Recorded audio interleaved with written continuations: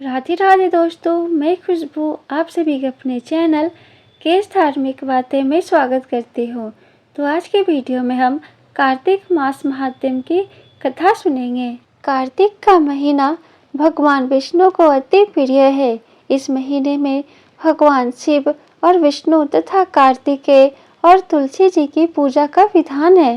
कार्तिक माह को तप, आस्था और व्रत का माह माना जाता है। इस महीने में पूरे श्रद्धा भाव के साथ देवी देवताओं की उपासना की जाती है। वहीं इस दौरान स्नान करने का विशेष महत्व है। मान्यता है कि कार्तिक के पूरे महीने सूर्योदय से पहले उठकर नदी या तालाब में स्नान करने और दान करने से वैकुंठ लोक की प्राप्ति होती है। जो व्यक्ति ऐसा करता है वह पाप मुक्त हो जाता है। कहते हैं स्वयं देवतागण भी कार्तिक माह में गंगा में स्नान करने धरती पर आते हैं। अगर आप भी चाहते हैं कि आपकी सारी मनोकामनाएं पूरी हो जाए तो आपको भी कार्तिक माह में सूर्योदय से पहले उठकर स्नान करना चाहिए और भगवान विष्णु की पूजा करनी चाहिए। कार्तिक मास महात्म्य कथा प्रथम अध्याय प्रारंभ। नैमिषारण्य तीर्थ में श्री सूत जी ने 88,000 सनकादि ऋषियों से कहा, अब मैं आपको कार्तिक मास की कथा विस्तार पूर्वक सुनाता हूँ, जिसका श्रवण करने से मनुष्य के सभी पाप नष्ट हो जाते हैं और अंत समय में वैकुंठ धाम की प्राप्ति होती है। सूत जी ने कहा, श्री कृष्ण जी से अनुमति लेकर देवर्षि नारद के चले जाने के पश्चात सत्यभामा प्रसन्न होकर भगवान कृष्ण से बोली, हे प्रभु, मैं धन्य हुई, मेरा जन्म सफल हुआ। मुझे जैसी त्रिलोक्य सुंदरी के जन्मदाता भी धन्य है, जो आपकी 16,000 स्त्रियों के बीच में आपकी परम प्यारी पत्नी बनी। मैंने आपके साथ नारद जी को वह कल्प वृक्ष आदि पुरुष विधि पूर्वक दान में दिया, परंतु वही कल्प वृक्ष मेरे घर लहराया करता है। यह बात मृत्युलोक में किसी स्त्री को ज्ञात नहीं है। हे त्रिलोकीनाथ, मैं आपसे कुछ पूछने की इच्छुक हूँ। आप मुझे कृपा कार्तिक महात्म्य की कथा विस्तार पूर्वक सुनाइए, जिसको सुनकर मेरा हित हो और जिसके करने से कल्प पर्यंत भी आप मुझसे विमुख ना हो। सूत जी आगे बोले, सत्यभामा के ऐसे वचन सुनकर श्री कृष्ण ने हंसते हुए सत्यभामा का हाथ पकड़ा और अपने सेवकों को वहीं रुकने के लिए कहकर विलायस युक्त अपनी पत्नी को कल्प वृक्ष के नीचे ले गए। फिर हंसकर बोले, हे प्रिय, 16,000 रानियों में से तुम मुझे प्राणों के समान प्यारी हो। तुम्हारे लिए मैंने इंद्र एवं देवताओं से विरोध किया था। हे कांते, जो बात तुमने मुझसे पूछी है उसे सुनो। एक दिन मैंने तुम्हारी इच्छा पूर्ति के लिए गरुड़ पर सवार होकर इंद्रलोक जाकर कल्प वृक्ष मांगा।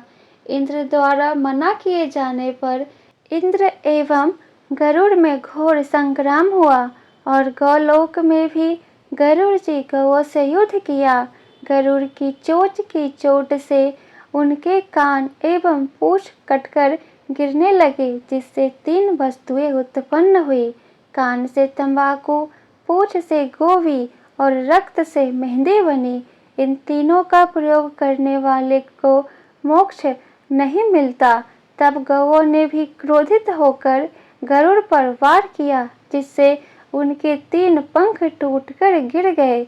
इनके पहले पंख से नीलकंठ, दूसरे से मोर और तीसरे से चकवा चकवी उत्पन्न हुए। हे प्रिय, इन तीनों का दर्शन करने मात्र से ही शुभ फल प्राप्त हो जाता है। यह सुनकर सत्यभामा ने कहा, हे प्रभु, कृपया मुझे मेरे पूर्व जन्मों के विषय में बताइए कि मैंने पूर्व जन्म में कौन कौन से दान, व्रत व जप नहीं किए हैं। मेरा स्वभाव कैसा था, मेरे जन्मदाता कौन थे, मुझे मृत्युलोक में जन्म क्यों लेना पड़ा? मैंने ऐसा कौन सा पुण्य कर्म किया था जिससे मैं आपकी अर्धांगिनी हुई? श्री कृष्ण ने कहा, हे प्रिय, अब मैं तुम्हारे द्वारा पूर्व जन्म में किए गए पुण्य कर्मों को विस्तार पूर्वक कहता हूँ, उसे सुनो। पूर्व समय में सतयुग के अंत में मायापुरी में अति गोत्र में वेदांत का ज्ञाता देव शर्मा नामक एक ब्राह्मण निवास करता था। वह प्रतिदिन अतिथियों की सेवा, हवन और सूर्य भगवान का पूजन किया करता था। वह सूर्य के समान तेजस्वी था। वृद्धावस्था में उसे गुणवती नामक कन्या की प्राप्ति हुई। उस पुत्रहीन ब्राह्मण ने अपनी कन्या का विवाह अपने ही चंद्र नामक शिष्य के साथ कर दिया। वह चंद्र को अपने पुत्र के समान मानता था और चंद्र भी उसे अपने पिता की भांति सम्मान देता था। एक दिन वे दोनों कुश व समिधा लेने के लिए जंगल में गए। तब वे हिमालय की तलहटी में भ्रमण कर रहे थे।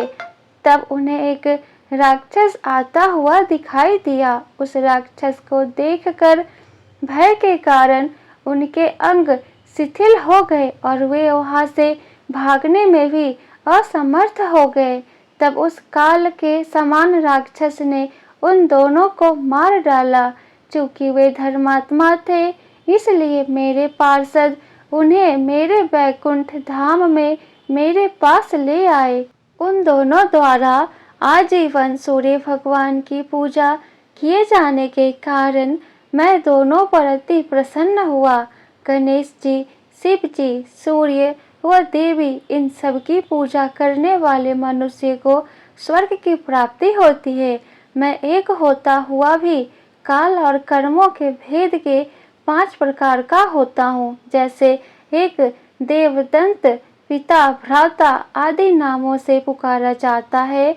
जब वे दोनों विमान पर आरूढ़ होकर सूर्य के समान तेजस्वी रूपवान चंदन की माला धारण किए हुए मेरे भवन में आए तो वे दिव्य भोगों को भोगने लगे।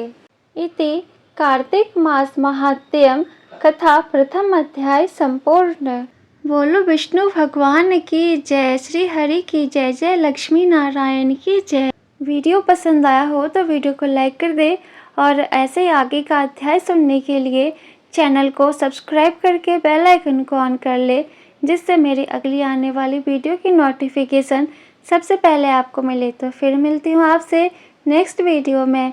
जय श्री कृष्णा, राधे राधे।